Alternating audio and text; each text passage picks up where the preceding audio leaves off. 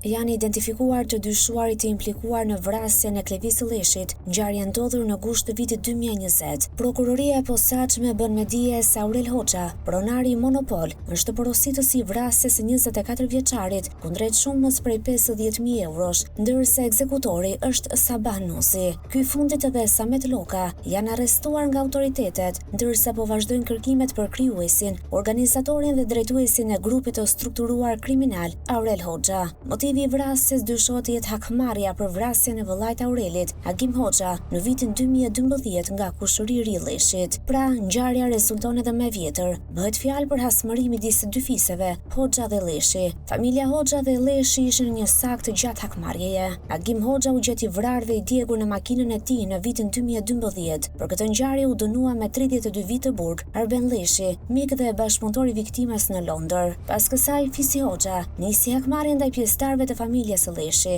Në vitin 2013 u vra babai i Klevis Ëlleshit, Xhavit Ëlleshi, ndërsa në vitin 2016 u ekzekutua dhe xhaxha i tij, Hajredin Ëlleshi. Ndërkohë Klevis Ëlleshi u shtuk në vitin 2020, ishtrat e tij u gjetën vetëm në vitin 2023, ndërsa po në të njëjtin vit, brenda burgut të Peqinit, u vra edhe Arben Ëlleshi.